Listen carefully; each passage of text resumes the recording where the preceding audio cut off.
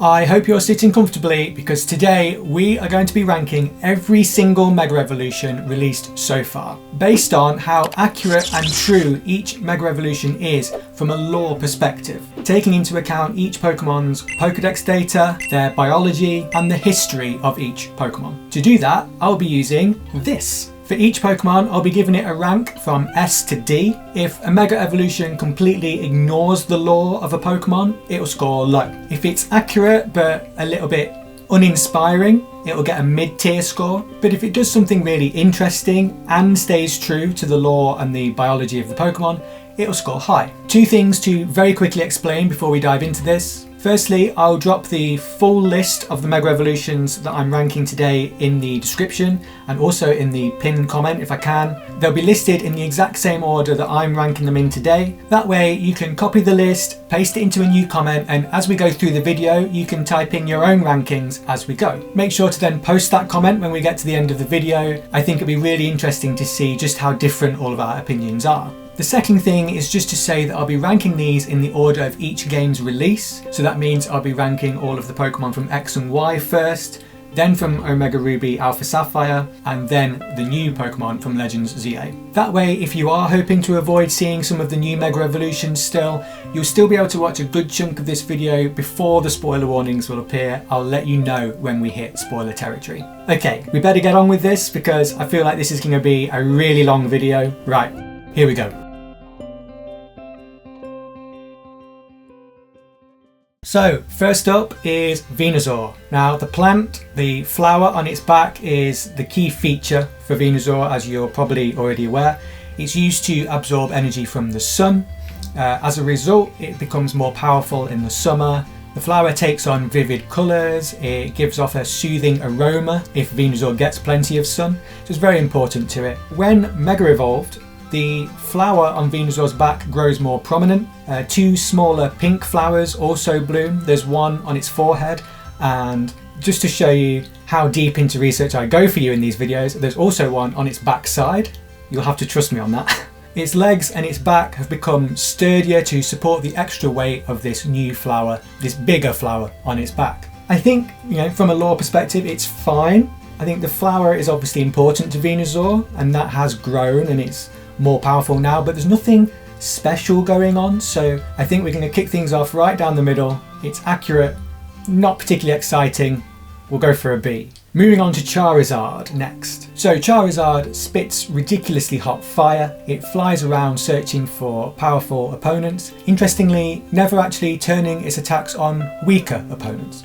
Its tail flame gets much more intense when breathing really hot flames or when it becomes furious. And occasionally the Pokédex mentions that the tail flame actually glows light blue when it's really angry. Now, Mega Charizard X, which we'll start with this Mega Evolution, it breathes blue flames out the sides of its mouth, as you can see there, and the flame on its tail now burns blue consistently. It's said that the new power also turns its body black and creates more intense flames. Its body and legs look more physically strong. You can see spikes on its shoulders, spikes on its head and on its wings as well. Now, I like this one a bit more. I think it makes a lot of sense that its anger has taken over. That is a big part of its personality in the original Charizard's Pokédex. But also, I really like how accurate it is that now that all of its flames have gone blue, that is something that was mentioned. So I think this is an A.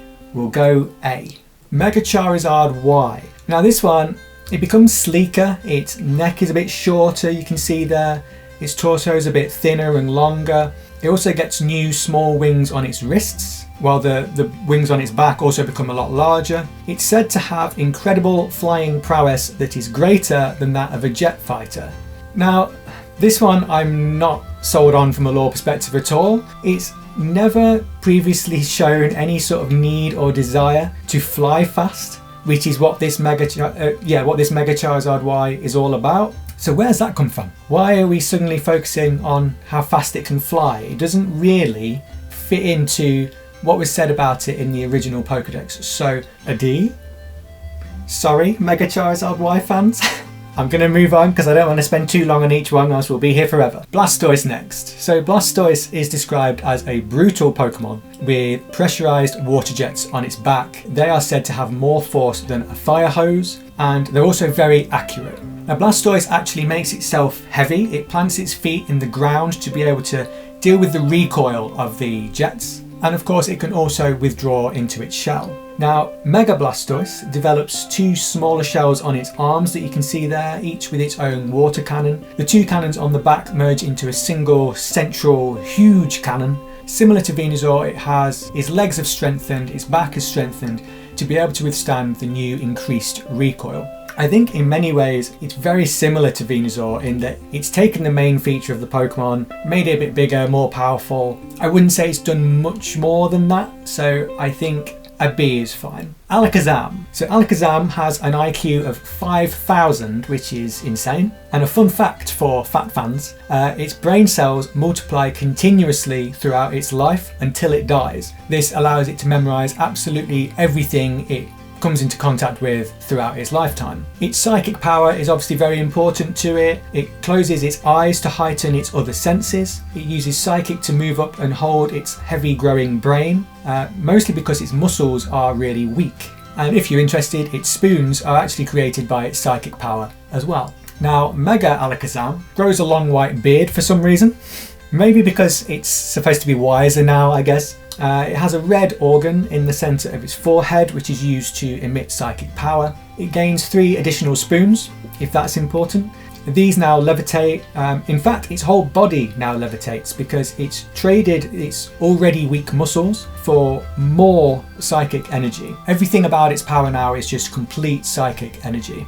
Now, I really like this one. I think you sort of get the impression that Alakazam has chosen to give away what little muscle strength it had left for more psychic power. I think that's a very Alakazam thing to do, right? It's super brainy, its psychic powers are so strong, and it's decided, let's give up on everything about me that's physical. It's not good enough anyway. I am the smartest, most psychic, telekinetic beast that there is. I really like it. For that reason, I think this is an S. Now, Gengar. Gengar steals heat from its surroundings and steals the life of its target, which is lovely. It slips into prey's shadows and waits for an opportunity to attack. It's said that if your shadow moves on its own, then Gengar has taken over your shadow, and it laughs at those that it frightens because that's just how horrible it is. Now, with Mega Gengar, a portion of its body has actually sunk into the ground now. Its arms and its tail are longer, and perhaps most importantly, a third eye has appeared on its forehead. This doesn't blink and it sees into other dimensions. With this new power, it becomes much more vicious. Its relationships are actually warped now because of the Mega Evolution energy, and so it now just wants to take and curse the life of anyone and anything in its path, possibly even including its own trainer. Mega Gengar doesn't just sink into the shadows to attack, but instead into other dimensions. I think this is another really strong one. I think it's taken Gengar's horrible personality because it's not as jokey and as friendly as it's depicted in the anime. The Pokédex entries really do make it out to be a vicious, vile creature, and this is really turned up to the max. It's so sinister now. Even the bigger grin on Mega Gengar's face that you can see there, it's so happy to be doing all this killing that it's doing. I think it's really leaned into the lore quite well, so that's another S for me. Kangaskhan next. So Kangaskhan raises its young for 3 years in its pouch. Everything from how Kangaskhan battles to how it sleeps is all about looking after the baby. Another one for the fact fans out there, it sleeps standing up with the intention being that way it can't crush the baby, essentially. It's very focused on protecting its child. The mother gets very angry if you approach the child. Now, with Mega Kangaskhan, the mother, the main Kangaskhan, is actually really unchanged. Instead, the baby temporarily grows. It becomes a bit more adult-like, maybe sort of teenager-like, I guess, with its features. The child becomes feisty and now loves to fight, which is new. Of course, it was just a baby before. But interestingly, the mother is now really torn on how the baby's developed. So she's really happy about how the baby's grown and that it's developing, but she also worries about its future. The baby is really focused on fighting, and that's all it's really skilled at and nothing else, and that concerns her. But she's also saddened by the fact that this is a reminder that the baby Kangaskhan will one day leave her. Despite that, the mother and child do have great teamwork when they battle. Now, I'm slightly torn on this one because I think design-wise it's a little bit boring that they haven't really changed how the mother looks, but the focus on the maternal concerns, especially with how essential that is to the original Pokemon in the Pokédex, I think that's really, really good. I also really like how emotionally deep it gets, that the mother now starts thinking about the baby's future and leaving the family. So I think that's quite strong lore-wise, and I'm going to go with an A. Moving on to Pinsir. Pinsir grips and crushes its prey in its pincers. It also uses them to dig burrows where it sleeps. Something you might not know about Pinsir is it really dislikes the cold. A Pinsir's movement becomes really sluggish in the cold, so it's not good for it at all. It can also easily lift opponents twice as heavy as itself. Now, Mega Pinsir gains a large pair of clear yellow wings with orange spikes on. Its pincers get a lot larger and have spikes on too. But the most interesting thing about Mega Pinsir is it's constantly excited. Now that it can fly, it rarely touches the ground. It's just constantly buzzing. So it's really excited and just flies around all over the place, which I just love. I find that really funny. It can now travel up to 30 miles an hour. It uses its larger horns to pierce its enemies before shredding them, and can now lift opponents up to 10 times as heavy as itself, rather than 2 times as it was before. Now, I'm a bit sad about this one because I absolutely love it. I love the fact that it gets so excited that it can fly now. I just think that's great. But why? Pinsir has never shown any sort of desire to fly before. There is nothing in its Pokédex information about it wanting to fly or needing to fly. There's also no mention of its struggles with the cold, which I feel is quite an important thing about Pinsir from a biological point of view. So I love the design, so I don't want to give it a D, but from a lore perspective it's actually not that great, and I think I'm going to have to settle on a C, which is a shame. Okay, Gyarados next. So Gyarados is a brutally vicious and enormously destructive Pokemon. It's known for destroying entire cities. It rampages through them and doesn't stop until everything is demolished. Interestingly though, it's been known to burn through human civilizations when humans themselves are at war, as if it's coming through and being like, this is how you destroy things, thank you. Or perhaps to stop the humans fighting.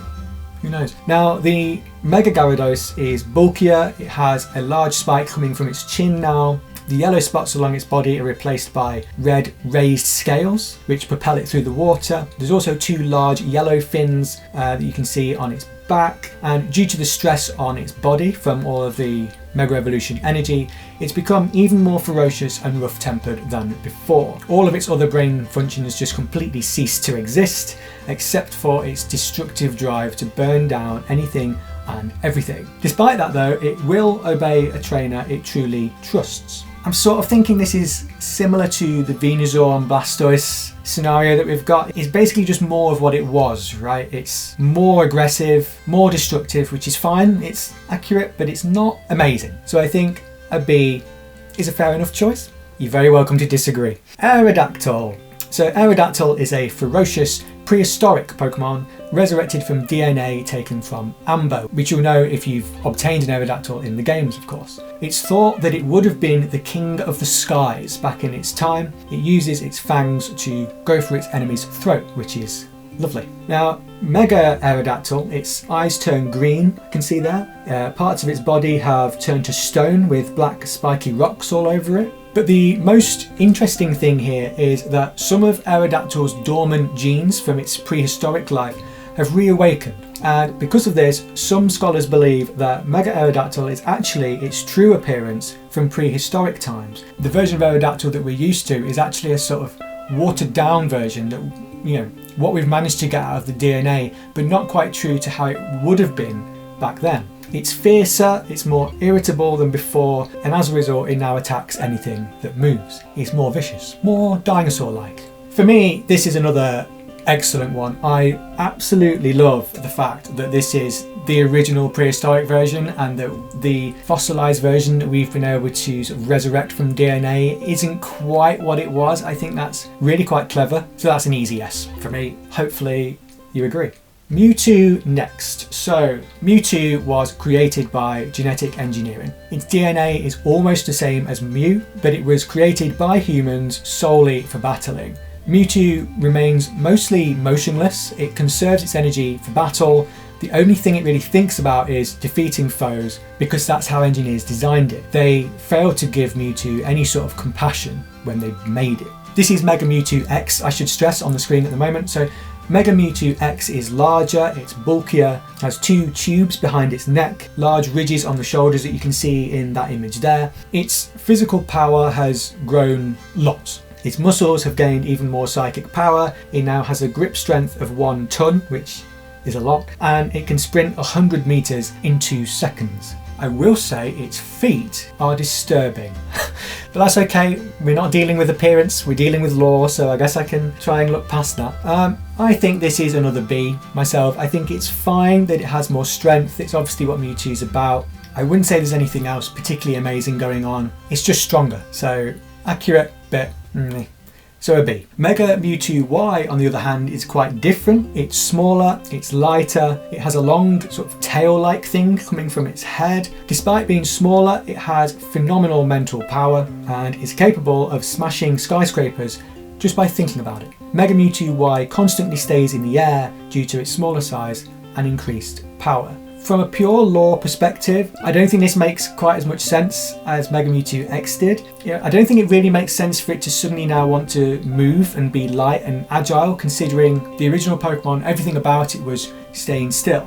It conserved energy for ultimate attack power. Whereas this has become quite different. I think Mega Mewtwo X makes a little bit more sense to me.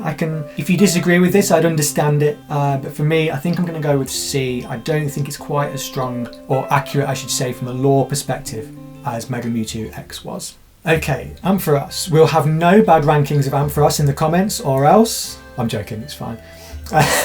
Ampharos has a bright light on its tail. This serves as a beacon for lost people. It can be seen from really, really far away. In olden times, people would use Ampharos lights as a way to send signals back and forth. It's very much sort of like a lighthouse in that it guides people to safety using the light. Mega Ampharos is quite interesting in that it regrows all of its white wool that it's lost throughout its evolution stages so far, but also its genes have been stimulated by the power of Mega Evolution, which has awakened a long lost dormant dragon blood within Ampharos. Where does that come from? When Mega Ampharos increases the amount of electrical energy within itself, the red orbs on its body and in its wool emit a strong light, which is obviously similar to the original Ampharos. Now, I think it's quite cool that the wool grows back. I personally really like dragon types too, so it's cool that it's now an electric dragon type. But where on earth has that come from? Why has this sheep suddenly had its long lost dragon power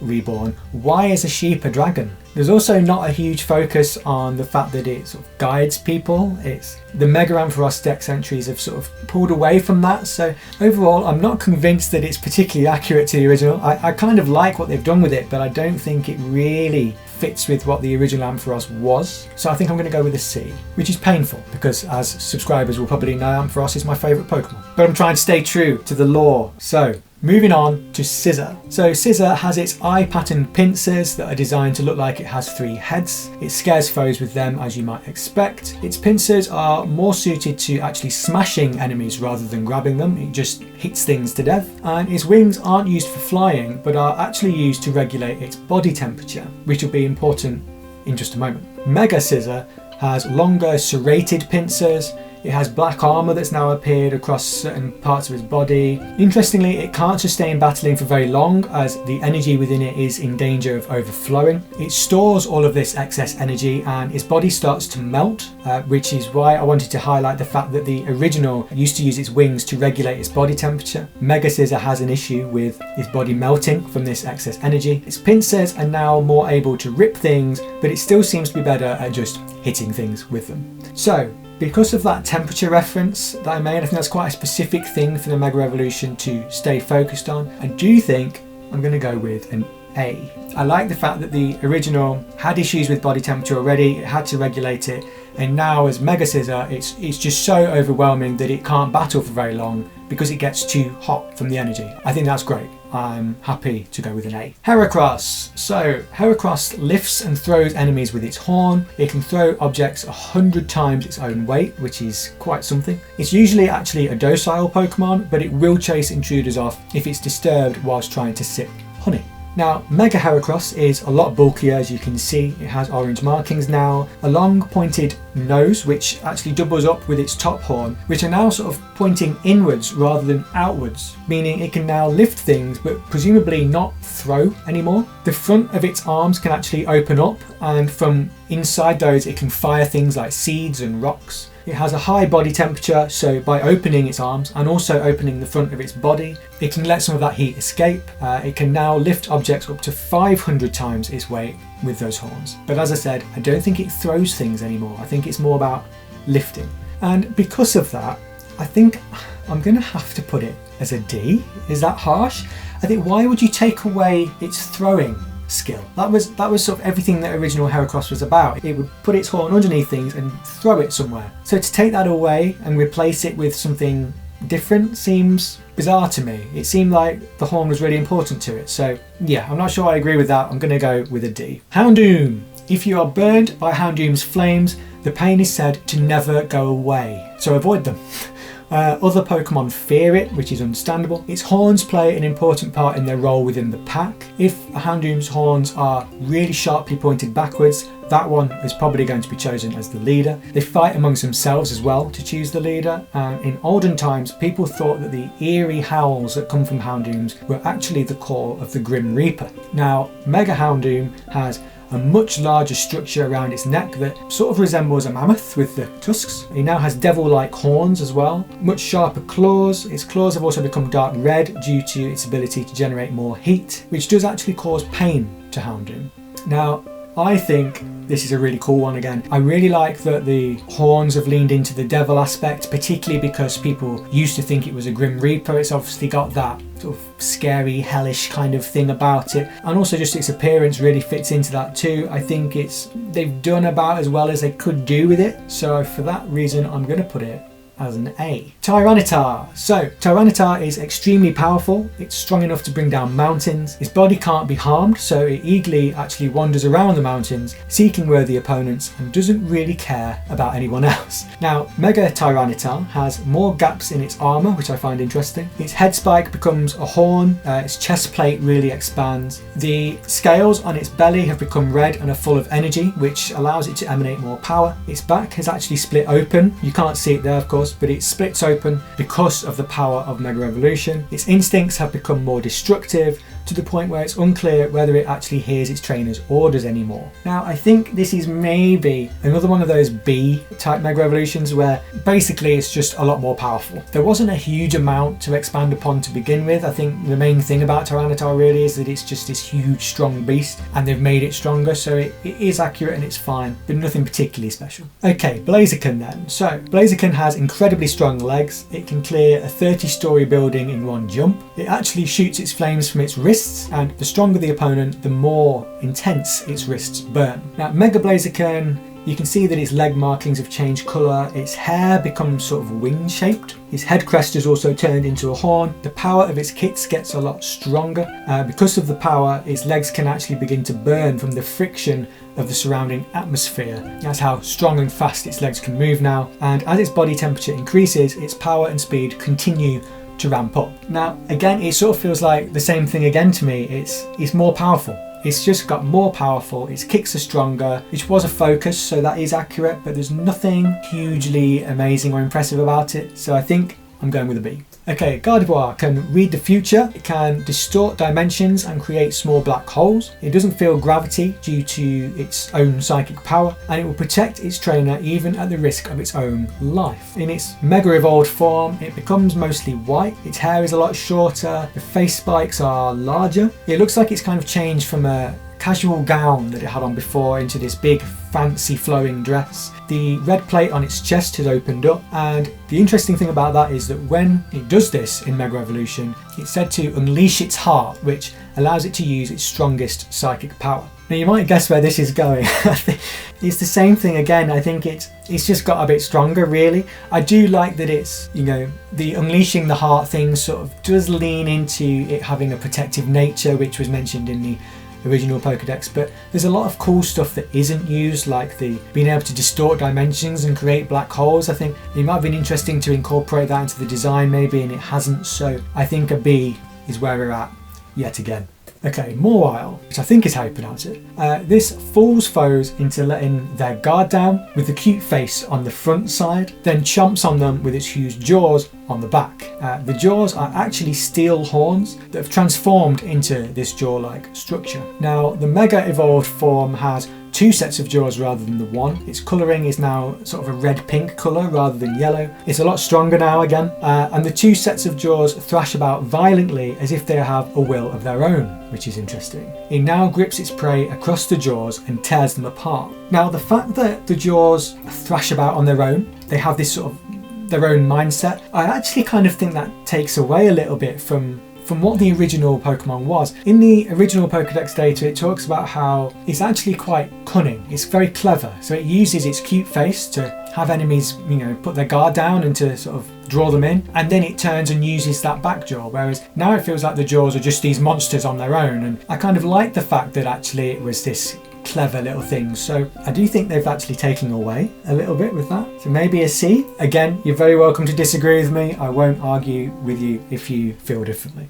Aggron. So Aggron claims an entire mountain as its own territory and mercilessly beats up anything that violates its environment. On the flip side, this protective nature that it has about its environment means it also lays soil and plants trees to restore its habitat if it gets destroyed in any sort of natural disaster. Its horns grow longer over time as well, which indicates its age, and you may or may not know it has a diet of iron. It eats iron. So there you are. The Mega Evolved Aggron is a lot bulkier, as you can see. The steel armour it has now coats its sort of entire body almost. The facial spikes have changed shape, it has new spikes on its arms, and the Mega Evolution energy has turned all of that iron I was talking about inside, it's turned that into the steel armour. So it's essentially used its diet to create the armour that it has. Now, that aspect is quite cool. Aside from that, I think it is largely just another case of being bigger and stronger. Do I give it an A for the diet thing? We have got a lot of B's looking at this. I was leaning towards a B, but I think I might put it in A, just because the diet thing is cool and there are quite a few B's already. Okay, Medicham. So Medicham uses meditation to heighten energy and sharpen its 6th sense. It battles with elegant dance-like movement as well. The Mega Evolved form seems to now be wearing a white headpiece. It has more golden jewellery as decoration. Its mental power has increased to limitless potential. And because of this, it's actually conjured up 4 ghost-like arms. You can see that they float away from its body, they're not attached.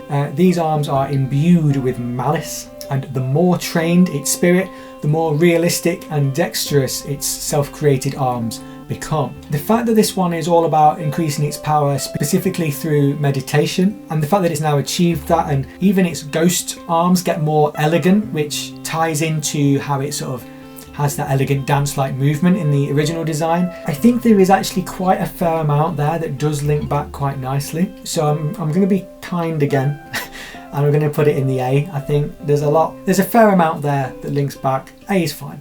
Manectric.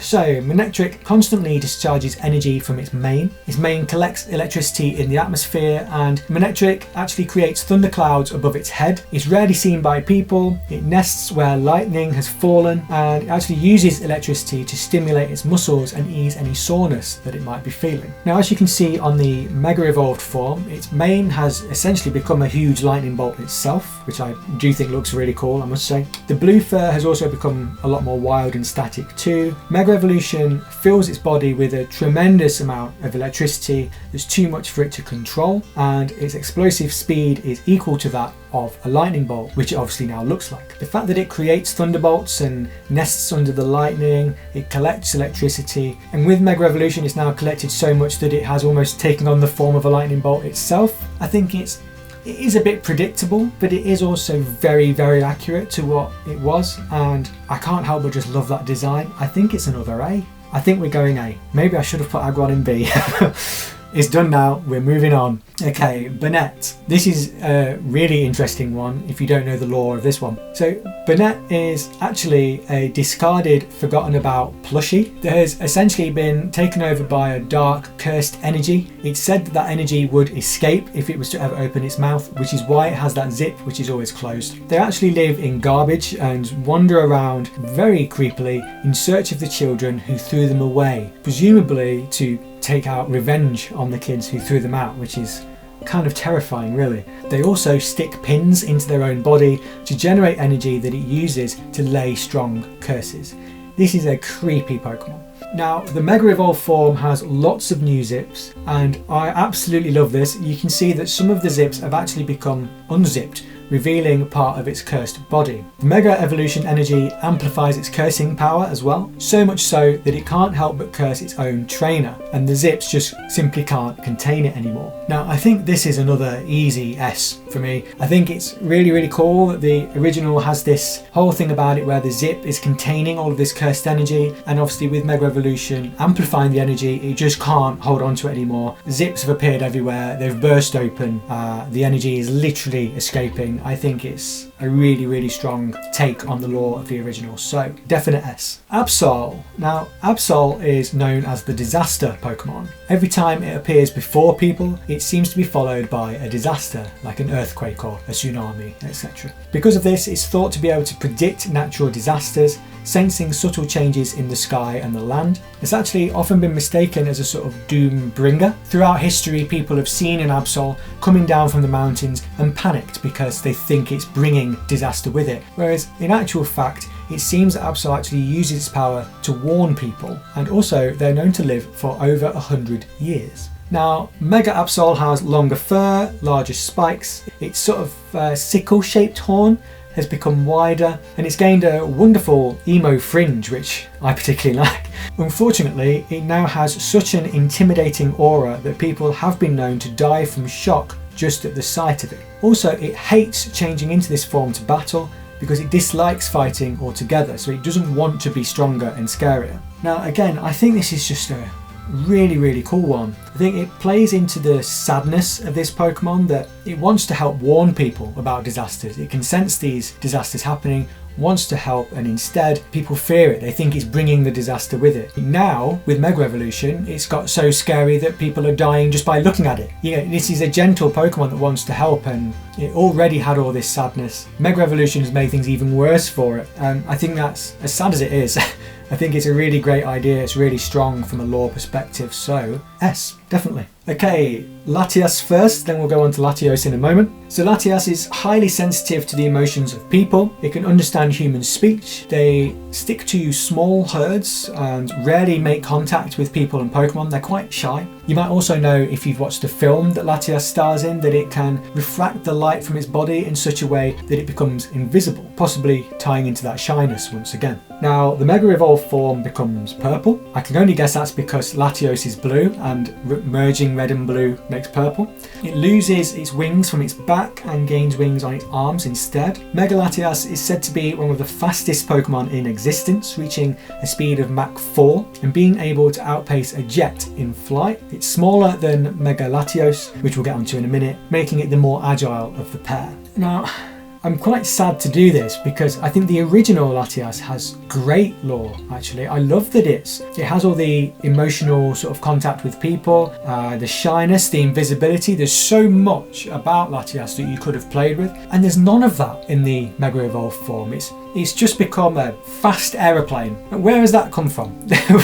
Why do we not have anything about its invisibility, about how it's shy and the emotional connection that it has? So I think it has to be a D, doesn't it? Which is such a shame because, as I said, I think the original is excellent. We'll move on to Latios quickly. So the original Latios can make foes see images of what it's seen in its head. So it's another unique power that this one has. It's very intelligent and can understand human speech. It can detect locations of others using that telepathic power. And similar to Latias, it's very docile.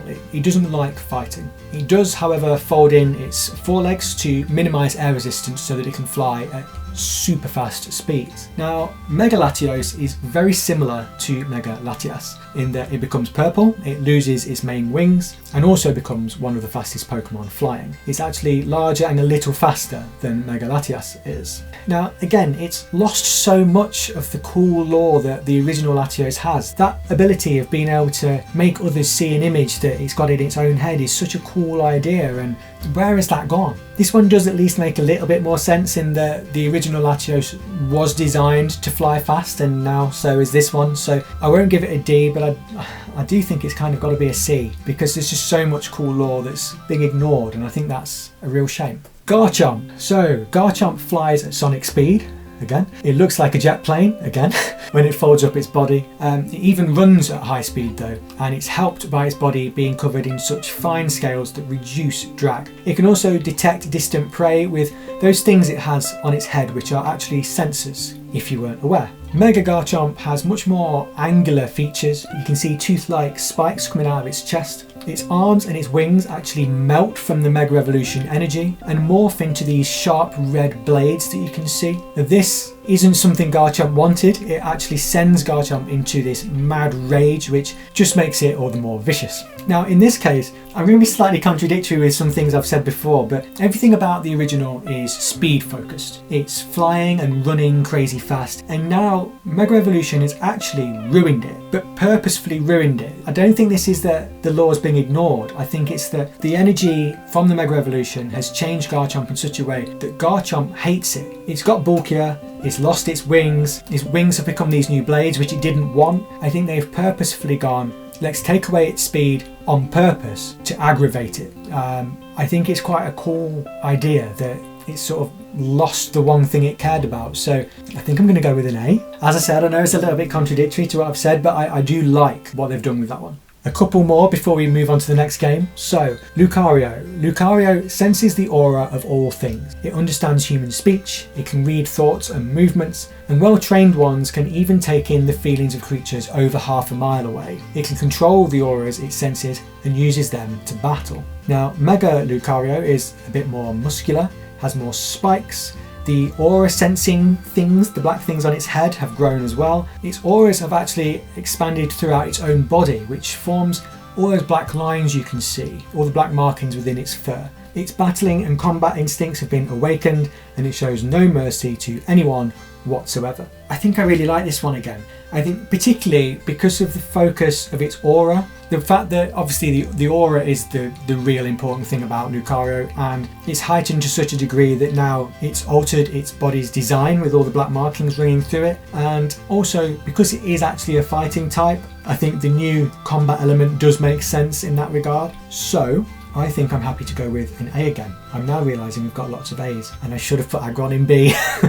Do I move it? I'll decide in a minute with this last one. The last one from Pokemon X and Y is Abomasnow. Now, Abomasnow, the Pokédex entry from Pokemon Diamond, literally says it is the abominable snowman. It is described as the abominable snowman. It whips up blizzards. It's also known as the ice monster. It actually lives a quiet life by itself on the mountains, covered in snow. It hides itself in the blizzards that it creates. It's a little bit hard to see here, but on Mega Abomasnow, the buds that it had on its back have grown into these icicles that can now whip up blizzards of minus 22 degrees Fahrenheit. Unfortunately, there's really not a lot else to say. There isn't a lot of information within the Pokédex data or within the information we have from official Pokemon website sources, which is what I've been using for this. So that's kind of all we have to really go on. Now, blizzards have always been important to it for its environment, and it can now make those even more severe, which will help it keep people and Pokemon away so that it can sustain its lonely lifestyle. So I like that. But because there's so little else to really go on, I'm not as confident in giving it a high ranking. So I think I might have to give this one a B, just based on the sort of lack of information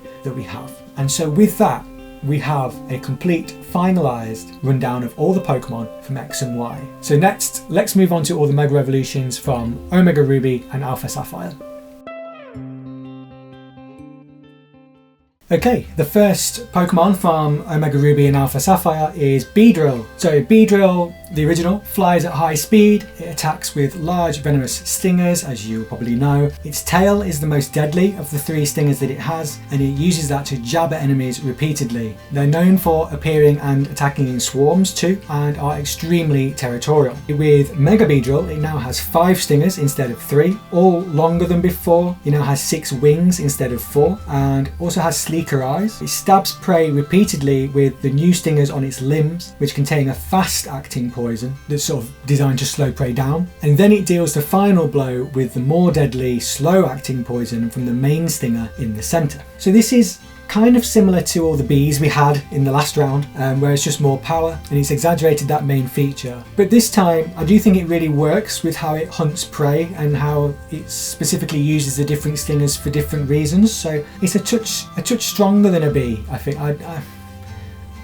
Although a Beedrill, no, I can't be doing that. It's an A. It's an A. We're going with an A. Move on. This video is so long. Okay, Pidgeot. Pidgeot flies at Mach 2 speed. Its large talons are feared as weapons. It skims the surface of water at high speed to pick off prey and can spot prey from over 3,000 feet in the air. It also scares enemies with its wingspan. It has well-developed chest muscles to whip up windstorms, and the beauty of its feathers is admired by people. Mega Pidgeot has a larger body, longer and broader wings. The Mega Evolution actually causes minerals to be absorbed into its wings, which causes them to take on the new colours you can see, like the blue on the tips. Its muscular strength is greatly increased. It can now fly for 2 weeks without resting.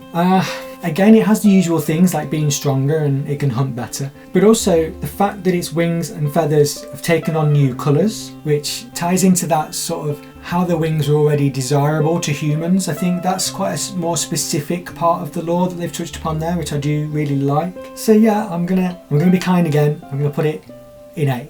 Slowbro. So as you may know, Slowbro evolves from a Slowpoke when a Shelder bites on its tail. The transformed Shelder feeds on the host's leftover scraps and actually enjoys the flavour of Slowpoke's tail itself. Slowbro has lost its ability to feel pain due to Shelder's seeping poison with it biting on its tail for so long, and it now sort of has to grudgingly hunt for food in new ways by just swimming. It can't fish anymore because the Shelder has obviously taken over its tail, so it doesn't like that aspect of its own evolution. Mega Slowbro becomes completely engulfed by the Shelder, and there's no change to the original Slowpoke inside. The Pokédex does refer to it as a Slowpoke still, even though it's a Slowbro, interestingly. All the energy from the Mega Evolution actually goes to the Shelder, which converts it into this really strong armour. I really like this. I think the Shelder is almost like a parasite in a way. You know, it caused the Slowpoke to evolve, but it's also caused it so many problems in that process with how it hunts and things like that. So it's sort of fitting that all the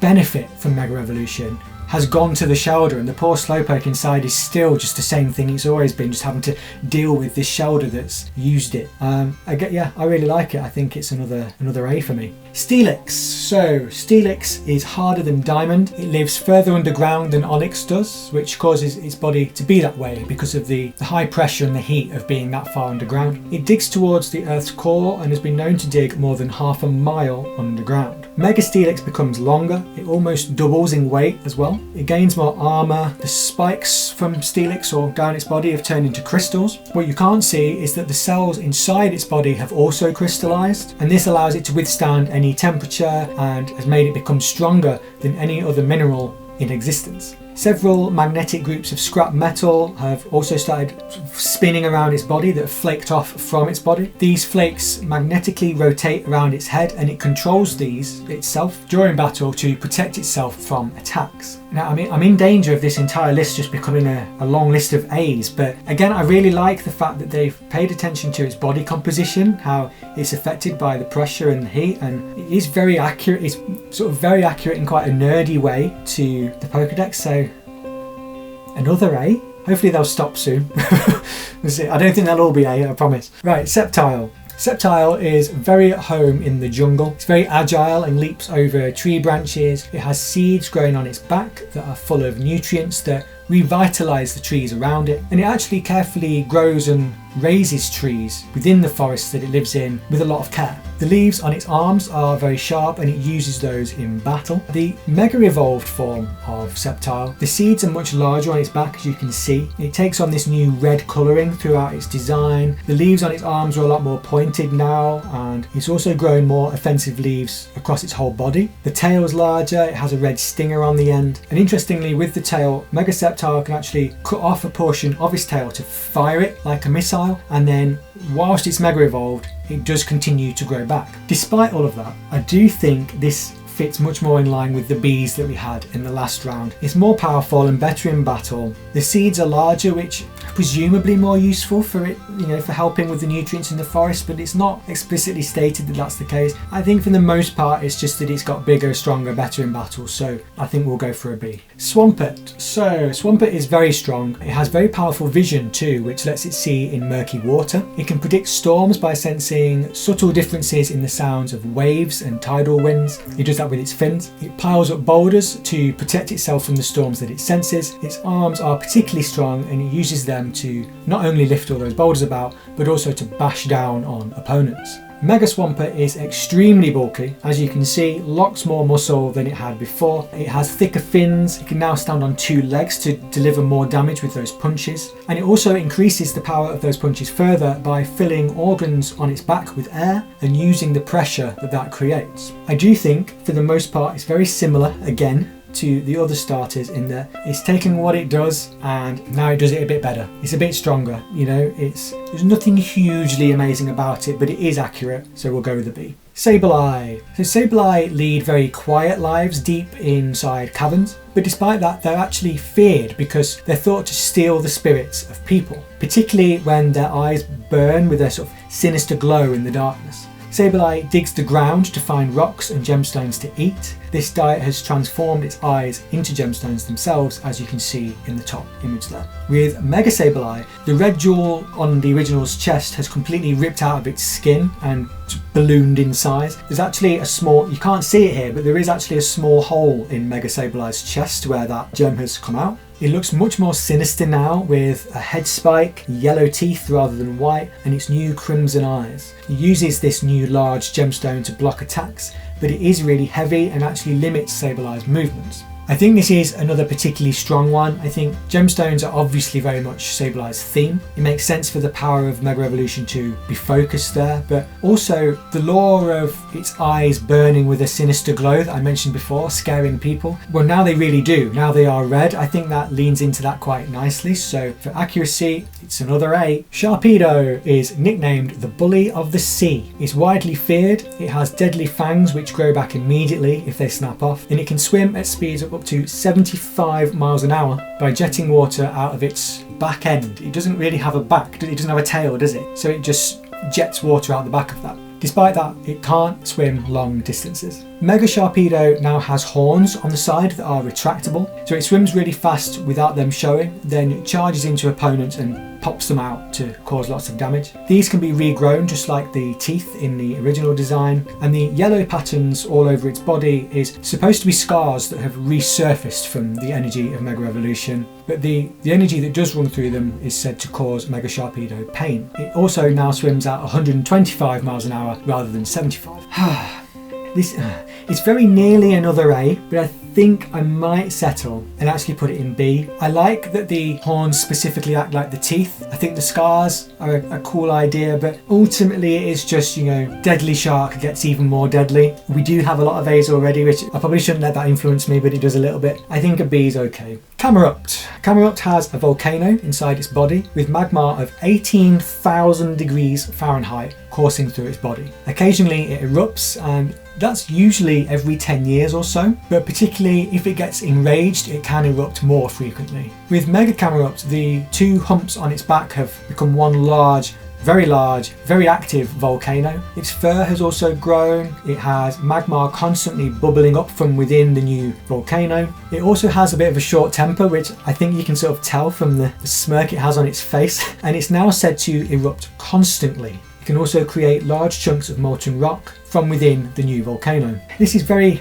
on the fence between A and B again for me. I think the fact that its anger was already the cause of eruption before, and now the added anger from Mega Evolution is just making that worse, does make a lot of sense. So, I don't know, I'm torn. I might put it in B. I was thinking A, I'm going to go B. I'm very on the fence. Let me know what you think. Altaria. So this one is known for flying through the sky on sunny days, blending in with the clouds. It also sings. It has a gorgeous crystal clear soprano singing voice, which apparently makes you feel really dreamy if you listen to it. It's a very calm, very graceful Pokemon that adorably actually cuddles people that it's close to and hums for them. I think this is maybe my second favourite Pokemon of all time, and that is partly why. With Mega Altaria, its cloud-like feathers have hugely grown, which is supposedly for self-defense. Its tail has also grown. Its singing voice is now said to be even more beautiful than its original form, and also it still has a really lovely personality. It hasn't become enraged like a lot of Mega Evolutions have.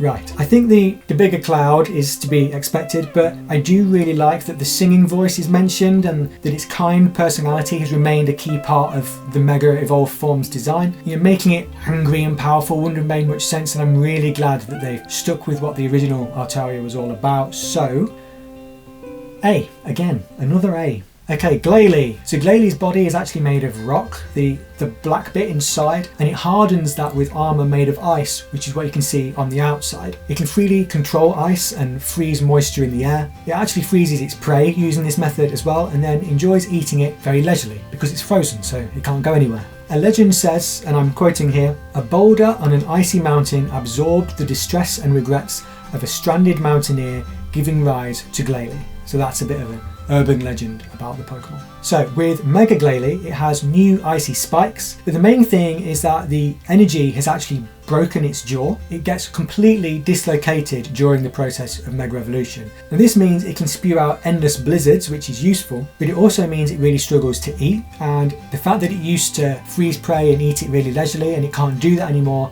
really irritates Glalie. Again, I think this is, it's the darker side of Mega Evolution where it's a rock and the energy has just smashed it to bits, which obviously it didn't want. So it has to adapt by freezing prey in new ways and learning to cope with its broken jaw. I think that's quite an interesting take on it and does tie into the lore quite nicely. So once again, I do think it's worthy of an A. Salamence next. So as a Bagon and as a Shelgon, which are its earlier forms before it evolves into Salamence, it's always dreamed of flying. It's said that when it evolves into a Salamence, that desire has triggered some sort of powerful mutation in the Pokemon's cells, which allows it to grow wings. So it's interesting that we already have a sort of strange mutation even before the Mega Evolution has come about. Salamence expresses its joy by flying all over the sky, shooting out flames because it's so happy it can fly now, but it also becomes uncontrollable, and particularly if it gets enraged, just destroying everything in its path. With Mega Salamence, its wings have actually melded together into the crescent shape that you can see there, although the stress of that transformation just makes Salamence rampage even more than it did before. The wings are sharp and can cut through anything in its path when flying, and its whole body actually becomes more streamlined for flight. You can see that it's purposefully tucking those front legs into its shell to aid with flying. So flying has always been so important to this Pokemon. So Mega Evolution being solely about perfecting its ability to fly, again, it would normally be a B, but because it's so important to Salamence from a biological, emotional point of view, that always tips it a bit for me, and I think it's got to be another A. I am concerned that this whole Omega Ruby Alpha Sapphire list is just going to be full of A's, but we'll see. Okay, Metagross next. So this one has 4 brains. Combined, they can do really difficult calculations faster than any supercomputer. Metagross floats in the air by tucking in its legs, and it's actually the result of 2 Metang, its previous form, fusing together. That's how the evolution is said to take place. Now, the Mega Evolved form constantly floats. It doesn't walk around anymore like the original, and its legs become arms instead. This form is actually a Metagross, a Metang and 2 Beldum all fused together, which increases its intelligence, and if it calculates that it can't win in a battle, it actually chooses to just dig its claws into an opponent and start a countdown to a big explosion. So it's become more intelligent. It has more parts fused together, which does link back to how the original evolved. I wouldn't say it's quite as amazing or impressive as all these ones I've been giving A's, so I think it's another B. Okay, Rayquaza. There's quite a lot to say here. Rayquaza lived for hundreds of millions of years in the Earth's ozone layer. It's very rarely seen by people, and you might know if you've played Pokemon Ruby and Sapphire that it descends to Earth if Kyogre and Groudon fight. The plot of those games is that those two fight over the world's landscape, wanting to either fully envelop it in sea or land respectively, and Rayquaza essentially overpowers them. It restores balance and puts an end to that conflict. Now, Rayquaza eats meteoroids, and they give it enough energy to actually be able to Mega Evolve on its own without a keystone, which is unique to Rayquaza. Its body changes quite a lot, you can see there, in terms of the patterns and the shape, but the most important part is that it has particles streaming out from the tendrils attached to its jaw, if you can see those, and they control the density and humidity of the air, which essentially allows it to manipulate the weather. Now, Mega Rayquaza can also undo the primal forms of Kyogre and Groudon, which is an important part of the plot in Omega Ruby and Alpha Sapphire. There's almost just too much to explain in this video. I'm very aware of how long this video already is, but the fact that the Mega Evolution directly links to the plot of all those games I've mentioned, it links to the history of the Kyogre Groudon clash quite a lot. There really is a lot here that is lore focused, and for me it is an S. There's so much there. A whole other video would be required to talk about the history of Rayquaza, but definite S. Lopunny. So this Pokemon is very cautious, it doesn't like fighting, it's very conscious of its looks as well, and never fails to groom its ears. It actually uses its ear fur to cover itself when it senses danger, and the ears are really delicate too, so if you touch them roughly, it'll kick you. Now, its personality drastically changes with Mega Evolution. It just becomes this fighting machine. Its long lost fighting instincts are said to be awakened, so it now swings its ears around like whips. It sheds a lot of its fur so that it no longer gets in the way of its attacks. It's quite an interesting way to take it. It completely flips its personality, so in one way that's really not lore accurate at all, so should that be a D? But if Mega Evolution has changed its personality, then at least it does link back to its ears being a focus point, so maybe a C? I'll go C. It changed a lot, but the ears are still important. Moving on quickly, we're going to go with Gallade. Gallade is a savage fighter. It's a master of true and honourable swordsmanship. It's very protective. It seeks out anyone in need of help and can sense what its enemies are thinking, which allows it to attack fast. Mega Gallade becomes mostly white, its arms transform into proper swords, which improves its ability to attack, and it also grows a cape which protects its body for better defense. I think this is a pretty standard one. It gets better at its swordsmanship and now looks the part too, which is cool, but again I don't think it goes really hard with the lore perspective of it, so I think we'll go for accurate but fine with a B. Ordino. So this one can tell how others are feeling. The feelers on its ears, those dangly bits, can pick up on the slightest of sounds, and it uses this to understand feelings and physical conditions, such as listening to heartbeats or even listening to Pokemon inside their eggs to know when they're about to hatch. It's a very kind, very caring Pokemon, as you might expect. Now, Mega Ordino becomes heavier and taller. I'd say it almost looks like a doctor in a lab coat now. I assume that's intentional. It's also even holding one of the new feelers it has, like a stethoscope. The new feelers that I just mentioned there can actually now put things to sleep, and in its Mega Evolved form it can release pulses that reduce hostility. I do think it's accurate. I think the design is quite cool. I like the whole doctor stethoscope thing. I do think that's exactly what you would expect this Mega Evolved form to do. I think it's okay. It's definitely accurate. I don't like it quite as much as some of those in the A tier though. I think a B is okay. Okay, Diancie. So this one's a bit confusing from a lore biology perspective because it's said to be a sudden mutation of the Pokemon Carbink, but it doesn't technically evolve from it or have any other actual association with it. That's just what the Pokédex tells us. Its pink glimmering body is said to be the loveliest sight in the whole world. That's a quote from the Pokédex. And it can instantly create diamonds by compressing the carbon in the air. Now, the Mega Evolved form is also known as the Royal Pink Princess. Its dress becomes much longer, as you can see. Its lower body transforms into a huge pink crystal, and the diamond on its head is now more than 2,000 carats, which is very heavy for a diamond. The Royal Pink Princess name comes about because it now shines so brilliantly and is deemed to be so beautiful by humans. Again, I think it is very accurate. There's nothing particularly special. I think, again, it's brighter, shinier, prettier. I think that's what you would expect. So I think we'll go with a B for that one. So there we are at the end of the Omega Ruby Alpha Sapphire section. I'm losing my voice, I've been speaking so long. So next up is all the brand new Mega Evolutions from Legends Z-A. Okay, the end is in sight.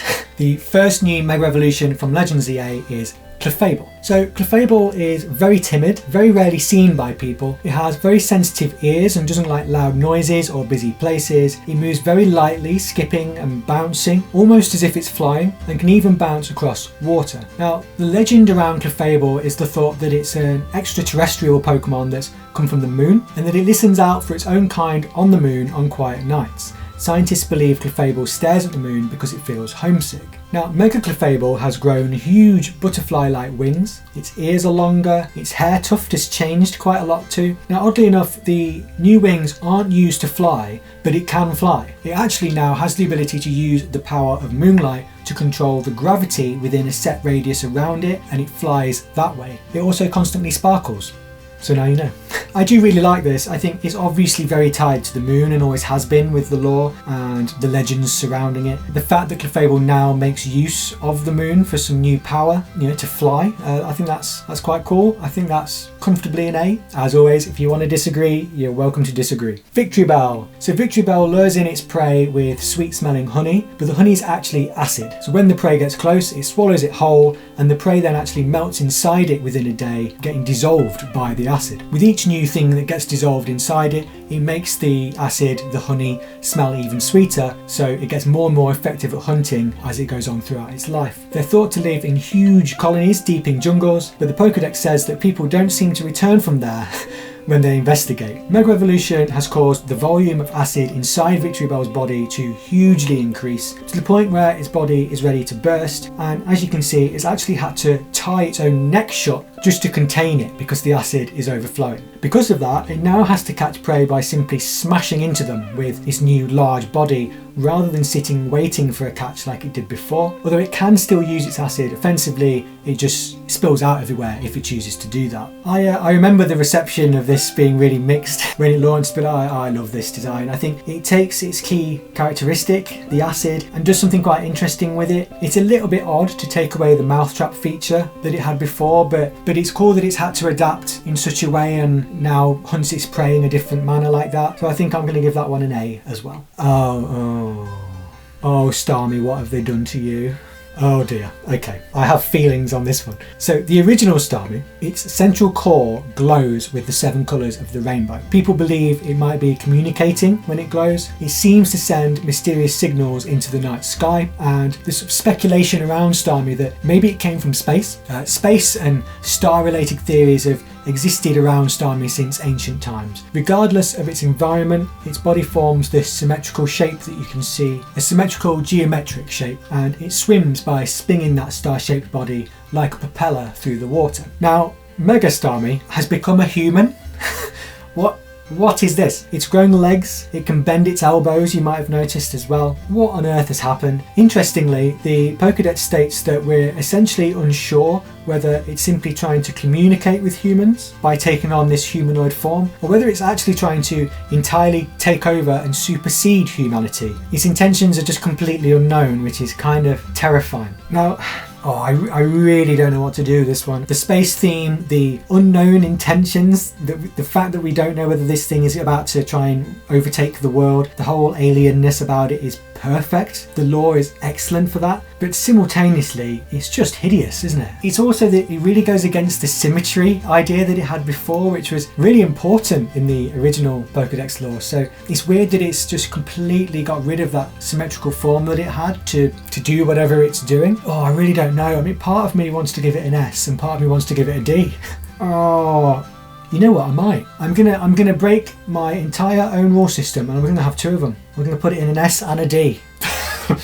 I genuinely don't know what else to do. I'm so polarized on it like that. It's excellent and awful. I'm going with it. An S and a D. There's nothing you can do to stop me. Okay, we'll move on. Let's quickly move on to Dragonite. So, Dragonite is extremely rare. Its intelligence matches that of humans. It's said to be very kind-hearted. It constantly flies over the seas and rescues drowning people. It guides lost ships to safety and can circle the globe in just 16 hours. Now, interestingly, the Mega Evolved form takes on features that you'd associate with Dragonair, its previous form, with the wings and the orb on the tail there. Its speed and its strength have increased, but Mega Evolution has also powered up its feelings of kindness. It's become even more caring than it was before, and even in battle it's said to finish off opponents quickly and is full of mercy whilst doing so. I really like that. I'm a bit of a sucker for when they make Pokemon just lovely. It could have been a B, but I am going to, if I can find it, I am going to squeeze it into the A category, because the heartwarming kindness that it had also now shines through in its battling as well, which I think is a nice touch. So I'm going to go with an A. Meganium. So Meganium calms aggression with the aroma from its petals, can also cause opponents to calm down and lose their fighting spirit this way. It can revive dead grass and plants, and people who stand beside it are said to feel refreshed. With Mega Meganium, its petaled flower has transformed, as you can see, into 4 sort of larger stacked flowers. Its grass type powers have significantly increased. The flowers are also capable of launching a particularly high powered solar beam. That's all the info we really have on Mega Meganium at the moment, and because of that there's very little mention of Meganium's calming abilities and its gentle forest restoring nature, which I think was really important to it from a biological point of view. So that's a bit sad. I think it's the usual starter like thing again of just being a bit more powerful, but this time we've lost some of that lore, so I think I might have to put it as a C. Sorry Meganium fans. Feraligatr. So Feraligatr's most important feature has always been its jaw, which it uses to scare opponents and bite and tear them to pieces. It actually struggles to support its own weight out of water and is usually therefore slow moving, but it does get down on all fours on land and can move very quickly whilst doing that if it needs to have a burst of movement for attacking. Now, Mega Feraligatr actually combines its arms and also a new hood-like fin that appears on its back to clamp down as this hugely powerful new set of jaws that are 10 times as powerful as its actual mouth is. I'm actually going to put a second image on the screen for you here, because I think it's really important to show that the new jaws, when they're shut, which you don't see all that often, actually looks just like a Totodile. I just think that's really cool. There's not a huge amount to draw upon from the original here from a lore perspective. I think the jaw is very cool, and that it, the fact that it links back to Totodile, but overall I do think it's very much like the other starters we've had, where it's just that its key feature gets a bit stronger. So I think I'm going to go with a B. Skarmory. So Skarmory is entirely encased in a hard protective armour and can fly at close to 190 miles an hour. Its wings are actually hollow and therefore very light, but its feathers are really sharp. And its feathers get scuffed up throughout its lifetime, from battling and stuff, so they actually shed and grow back their feathers and their wings once a year. That's important because the feathers that it sheds are often used by humans to make knives and swords. Now, Mega Skarmory becomes golden, its wings and talons get much larger. You can see in the image that its actual feet are the blue bits, and then all the gold coming off those are its talons. It can now fly faster than the speed of sound. Now, I checked this, I looked it up to know what this actually was, and it's 767 miles an hour. So it can fly faster than that. It whips up shockwaves, which sends enemies flying, and then finishes them off with its new talons. So I think the Mega Evolution has clearly gone very hard on the speed aspect of Skarmory, which is okay. It was already known for being fast, and now it's even faster. Fine. But I do think maybe more could have been done with the whole feathers being used as knives and swords thing. I think that's a more interesting lore kind of background for this Pokemon that hasn't really been touched upon yet. So again, I think it's a kind of middling one for me. I'm going to put it as a B. Frostlass. There's a lot of lore about this one as well. So legends in snowy regions say that a woman who was lost on an icy mountain was reborn as Frostlass. Of course, Frostlass are female only. They evolve from female Snorunt and not male ones. So having the legend be that it's a woman does make sense. It freezes prey with its breath, which is minus 58 degrees Fahrenheit. Its body is actually completely hollow, and as well as its prey, it's also known for freezing people or Pokemon it likes, particularly men that it finds handsome, and takes them back to its den where it keeps them as decorations, which is a bit scary really. Now, the Mega Evolved form, its body doubles in size, as you can clearly see. It becomes much more elegant. I guess you could say it's a bit more feminine with its kimono style appearance that the dress has now. It doesn't levitate on its own, it's actually floating on a cloud that comes out of its hollow body. Its freezing powers have increased, and are now infused with ghostly energy so that it can now freeze non-physical things too, like wind and fire. So the design plays on the female aspect. Its ghostly freezing powers tie into being a ghost type Pokemon. So all of that is accurate, and I like that. I do think the lore could have gone a lot further though with the whole decorations in the den thing. I mean, maybe it could have been carrying trophies, you know, the things that it's caught or something like that. Maybe that would be too grim if that's corpses of people. I don't know. I think it could have gone a bit further, but I do like it. I think we'll put it as a B. Okay, Emboar. So its primary feature is actually its beard, the whole beard of fire that it has going on. That is a technical term, by the way, from the Pokédex. It is called its beard. It actually uses its beard to set its fists on fire and then punches with them. The more dire a situation gets, presumably in battle, the more excited Emboar gets as well, and actually starts to enjoy itself. It's also said to care deeply about its friends. With Mega Emboar, its flame now expands across its whole chest rather than just being a beard. But the most important thing is the new spear that it has. It uses this in battle both in attack and defense, but it's known for charging into battle using this spear to rescue its allies from danger. So it's not the most exciting Mega really, but it does cover almost all of its key features. The beard is obviously important, and that's been amplified. It's grown a spear to save its friends and get stuck into battle, which we know it enjoys and is something that it really cares about. So it has taken into account its personality. So I think I'm going to go with an A. Excadrill. So Excadrill build maze-like nests more than 300 feet below the ground, and they can actually be both destructive towards and helpful with tunnel construction that humans are sort of looking after. They are used to help with construction work, but wild ones can destroy the tunnels that are being built as well. Its drill is made of steel, and it straightens its entire body into a point shape and then spins like a drill to make its tunnels. I guess the Mega Evolution is exactly what you'd expect. Its drill-like features have become huge, and essentially the only thing to say is that it's now more powerful and can now destroy anything when spinning at that high speed. I think in fairness, there wasn't a huge amount of lore to work with in the first place for Excadrill. Exaggerating its drill is obvious, but also I guess the right thing to do. I think it's going to have to be another B for being accurate, but not particularly inspiring. Scolipede. Now this one is highly aggressive, it moves fast and it chases down its foes, attacking relentlessly with its horns before using the claws around its neck, those little purple bits, to dig into its opponents and poison them. Now, the Mega Evolved form is very obviously different from a visual point of view. It has thick body armour now, huge horns. Its small little neck claw things look a bit more deadly than they did before. But the main thing that you can't see is that its venom is now so strong that it actually affects Scolipede's own mind, making it even more vicious than before. I think for me this is probably another B. The focus is on the venom and the viciousness, which are its main characteristics, so the accuracy is there. I wouldn't say it's hugely exciting though, so I think a B is okay. Scrafty. So Scrafty live in groups. They beat up anything that enters their territory, and the one with the biggest head crest, the red part, is usually the group leader. It pulls up the skin that it's shedded to protect itself whilst it kicks, and they're actually known for being quite rude. I think that's from a human perspective, not necessarily a Pokemon perspective, but they do take care of each other, so they do look after their own family and friends. With the Mega Evolved form, the shedded skin has turned white. There's a lot more of it as well. So it now has its trouser-like protection that it's always had at the bottom, but also a new hood. Otherwise though, it's quite unchanged. Its personality doesn't change at all. It's still feisty. It still just kicks everything in sight. So I think because of it, it's a bit of a difficult one to rank really. There's more of the skin, which is an important part of its, biological design. But I do think maybe more could have been done with it. Maybe with the head crest, which is important to how they organise their groups. It just feels a little bit lacking to me. As always, you're very welcome to disagree with this. I might be being a touch harsh, but I think I'm going to go with the C. Okay, Electros. So Electros crawl out of the ocean using their arms and then use their big sucker mouths to latch onto prey, bite them with their fangs, which also electrocutes it, and then they drag it back into the ocean, which is absolutely disturbing.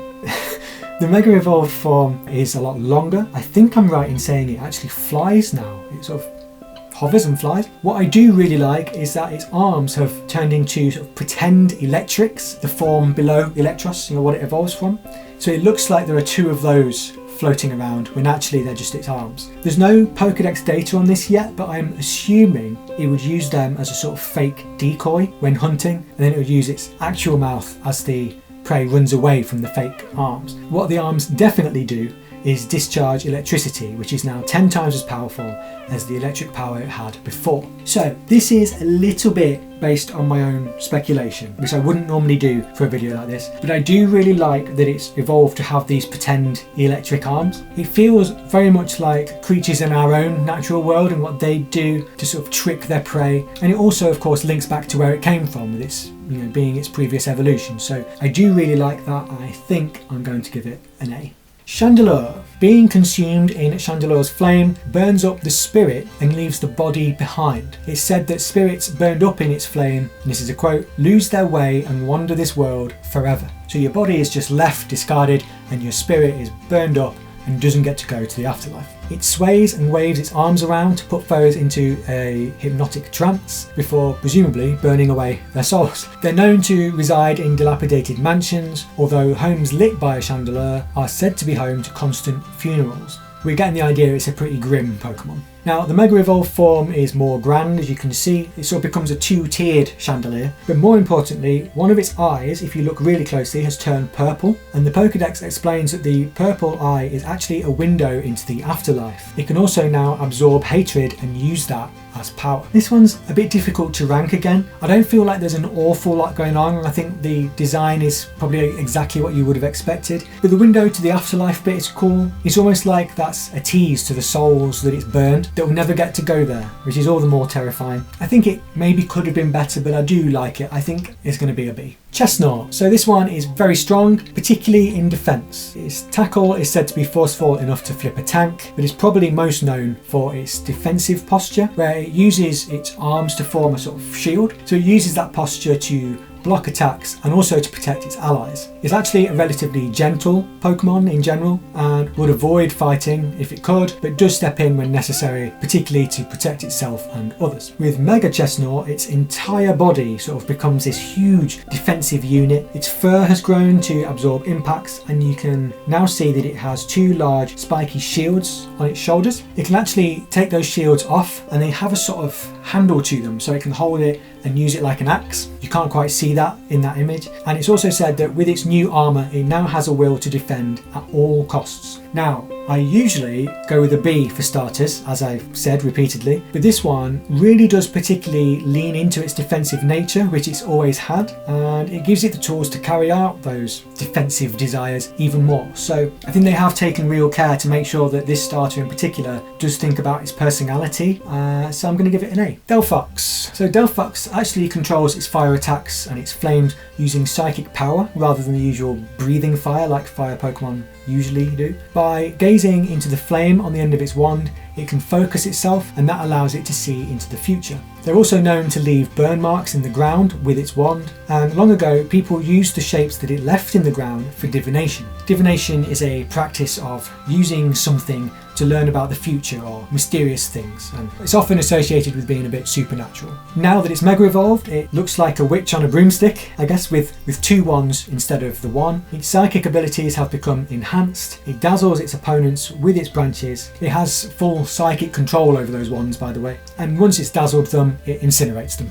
So that's nice. I think going down the magic path with Delphox, going through the witch design was definitely the right choice. I like the fact that the wands are still really important. I like that it keeps that supernatural side that the original Delphox had within its legends, the whole divination lore of its past. So again, I do feel like there's actually been maybe more care than usual given to this starter Pokemon's lore, so I'm going to go with an A again. Greninja. Quite a lot to say about Greninja. So Greninja is very fast, very graceful, like a ninja. It appears and vanishes again because of its speed, toying with enemies before attacking. It creates throwing stars out of compressed water or out of mucus that it excretes from its legs. It has a very long tongue which it purposefully keeps out and wraps it around its body. That's because the tongue can sense movement in the air to detect enemies it might not have seen yet. Now, Mega Greninja, its body has turned black, so I guess it's more hidden like a ninja would be. But the most obvious thing is that it now clings upside down to a giant floating shuriken that again was secreted from its body. Now, Mega Evolution has actually enhanced its reflexes to such a degree that it's made it super confident, and it's completely given up on stealth altogether. It now just shows itself and provokes opponents into attacking, but it's still so fast that it can still strike first, even by letting its opponents see it. Now, I think the way that the original Greninja sort of toys with its opponents, it sort of, darts around and then attacks. It's a very arrogant Pokemon, really.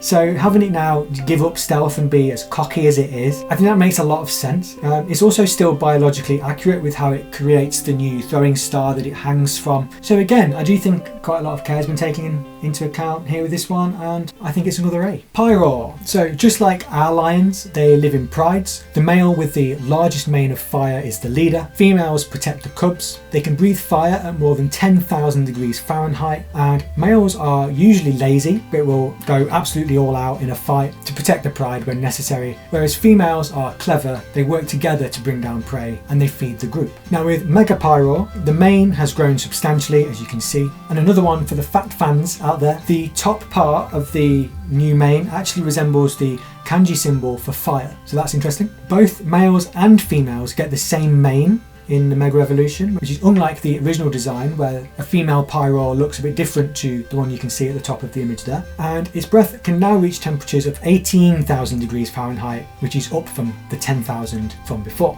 So it has more power. Now that definitely makes sense for the male Pyroars that already had the big mane, and for that to get even bigger. I would maybe have liked to see the female get a different design that aligns with the female Pyroar skill set though. On the one hand, I think there's quite a big missed opportunity and a bit of lore that's been ignored there, so some accuracy, some's been left out maybe, so I think I'll go with a B. Yeah, let's go B. Oh, Floette. Now this is a whole topic on itself. Now I did actually recently put out a video that goes over all of the backstory of the characters and the locations and everything leading up to the events of Pokémon Legends Z-A. There's a lot of information in there about Floette, and there's so much to talk about that I can't possibly fit it into this video. So watch that if you're interested in learning more about this Pokemon. But the one thing I will definitely say here is that this Mega Evolution is a completely unique case in that Floette isn't the final evolved form of its evolution stages, and normally Mega Evolution can only happen with a final evolved form. The biology of a Floette isn't really relevant here because this isn't a normal Mega Evolution to begin with. Now, as we learn in Pokémon Legends Z-A, AZ theorizes that Floette being able to Mega Evolve may be because of the life force that it absorbed from all the sacrificed Pokemon 3 years ago.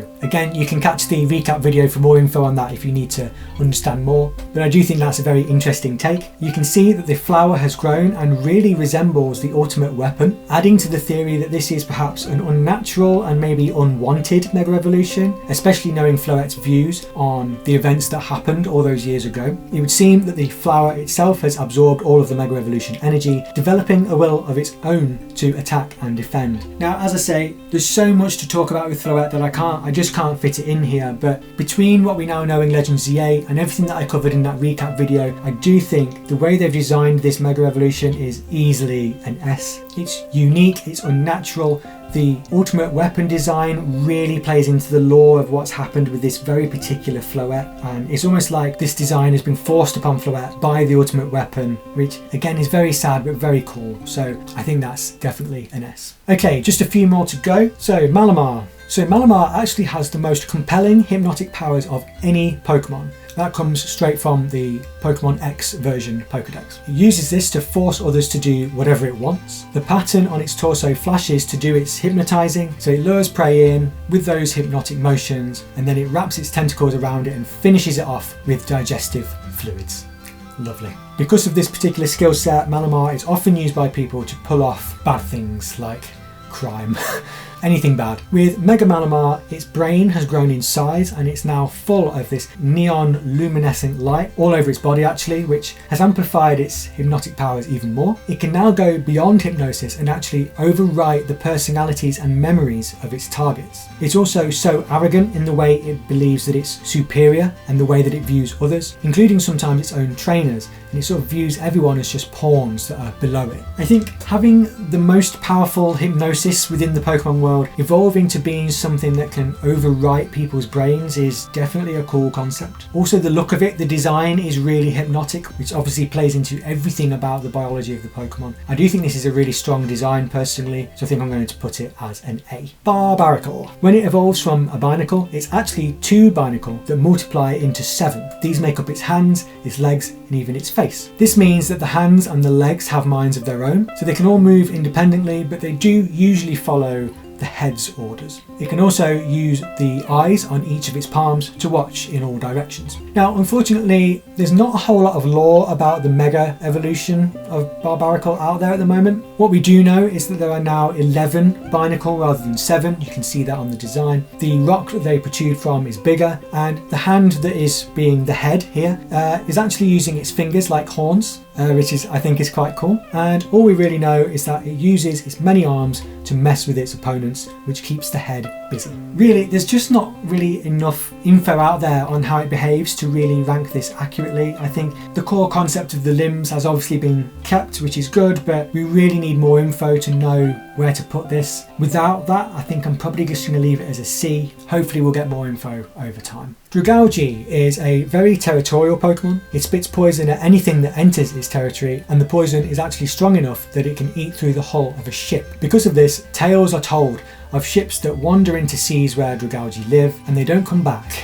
It also blends into seaweed to ambush its prey. It generates dragon energy by sticking the plume on its head above water and bathing it in sunlight, so that's where its dragon typing comes from. Now, the Mega Evolved form is larger, it's more decorative, its head plume grows into a huge cape-like thing, and it also gains 2 little orbs inside its new headpiece. It spits a liquid that causes the regenerative power of cells to run wild, and this liquid is deadly poison to everything other than itself. Again, really, there's not quite enough info about it. The poison has clearly been taken up a notch. We can maybe assume that dragon powers have increased as well based on its appearance, but we definitely need more info, so I think it's going to have to be another C. Okay, very near the end now, I promise. Thank you for sticking around this long. Hawlucha. So Hawlucha is a very proficient fighter. It uses its wings to control its position in the air and likes to attack down from above, which is very difficult to defend against. It's very clearly inspired by wrestling. It overwhelms opponents with quick moves and then always ends a fight with a big flashy finish, sometimes to its own disadvantage, as opponents can use that opportunity as it's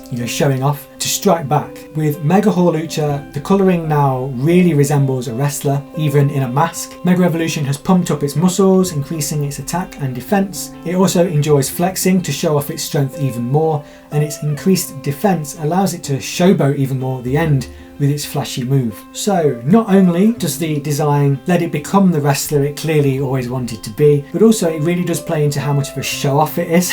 It uses both the new design and the new defense to be able to show off even more than before. I think that's quite strong, so I think that's another A. Oh, Zygarde. Now again, the full biology of Zygarde was explained in the recap video that I mentioned before, but this is a legendary Pokemon with multiple forms that serves as the guardian of the ecosystem. It's known to appear when the world's ecosystem gets messed up, unleashing its powers to try and help. In all honesty, I don't even know where to start comparing the Mega Evolution to the original here. It's completely different appearance-wise, as you can see, essentially taking on a brand new 4th form. I guess the most notable thing is the huge cannon that it now has. So from a lore perspective, really the only thing we have to go on for this is the ending of Legends Z-A. In Legends Z-A, Zygarde Mega Evolved was actually the first discovery of Zygarde ever Mega Evolving in response to people's emotions during what was an unprecedented crisis. And of course, that crisis was linked to the city's ecosystem. Its cannon also glows in X, Y, and Z shapes, which of course links back to Pokemon X and Y, the games, and also Xerneas and Yveltal, the 2 legendary Pokemon that it has a long history with, because as you may know, Zygarde attempts to balance those 2 Pokemon's roles in giving and taking away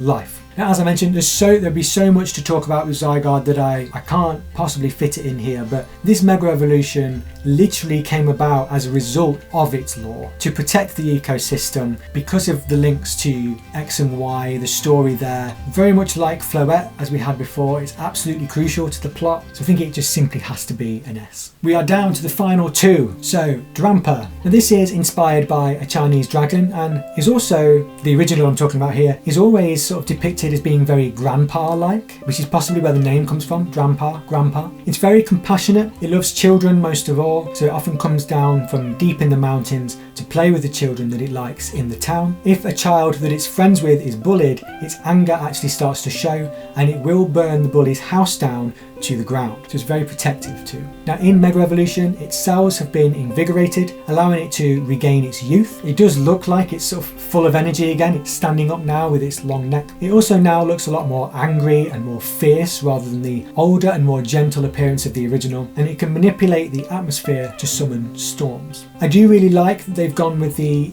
age, the grandpa element, deciding to let it go full back in my day and live out its youth. I think that's an interesting concept. It is sad, but maybe does make sense that the focus shifts from it playing with children and being gentle to instead just unleashing its power. It's almost like it's gone back in time and is less mature, which is an interesting take. So I think it's another A for me. And the last one is Phalanx. So Phalanx is actually made up of 6 individual ones, as you can see there, that all work together as one Pokemon. Teamwork is their strategy, and they can change formation mid-fight if they need to. 5 of them are known as the Troopers, 1 is the Brass, and that one is the leader. Usually that's the one that is the strongest of the bunch, and it also has the spike on its head, as you can see in the image there. In the Mega Evolution, Phalanx takes on a much more complex formation. The Pokédex describes it as its ultimate battle formation. You can see that the leader is still in the middle at the top, but 2 troops get promoted to being a sort of sword and a shield on the edges. Interestingly, it doesn't actually walk like a human, like it sort of looks like it would, but instead the troops at the bottom still just scuttle along with their little feet, so the whole formation just sort of moves like that. Now, I think this Mega Evolution actually just really showcases what Phalanx is all about. The formation, the teamwork, the ranks that they've come up with. It's, they have created their own ultimate formation and still work together. I think this is I don't know, I can see why others might put it slightly lower, but for me, I just think this is really good. I think they've done possibly the best thing they could have done with it. So I'm going to end things on a high note, and I'm going to give it an S. Okay, we have finally made it. If you're still with me and you've been watching all the way through and you've been completing your own ranking as you've gone through the video, then please do now send those in the comments. I'll make sure to read through them all. I am really interested to see just how different all of our opinions are. I also wanted to quickly mention I do have several Pokémon Legends Z-A videos in the works. The videos that I make and the research involved take an awful lot of time, as you might imagine, so bear with me as I get those out. So please do consider subscribing to the channel if you haven't already, so that you don't miss what we have coming up. There are also plenty more videos that are already live on the channel right now that you might enjoy, from that Legends Z-A build-up recap video that I mentioned, to this look back at every Pokemon game on Switch, and even a quiz if you want to have a bit of fun. Make sure to check those out, leave me a comment below, and do subscribe if you'd be so kind. Thank you so much for watching. I will see you in the next one.